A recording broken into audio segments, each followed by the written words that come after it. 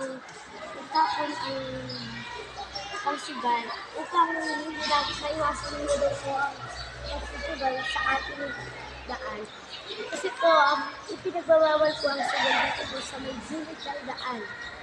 Para po mawala na po ang sugal at itapon nyo na po yan sa atang basura.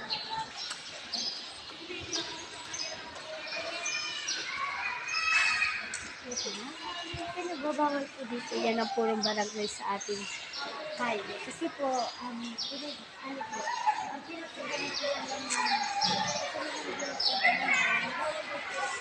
maalat ang kapasabihan na sugal dito po sa ating daan.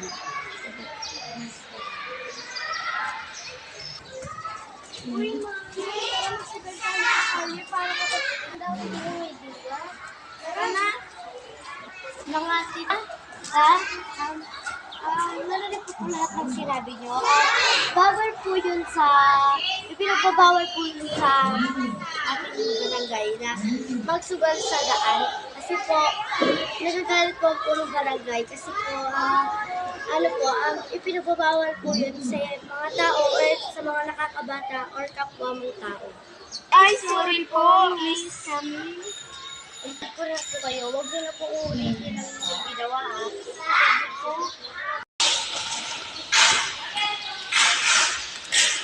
Bin. Sabi niyo po, ang mga bahaha sa pagkakas masarap para hindi po magalit para tulong barangay.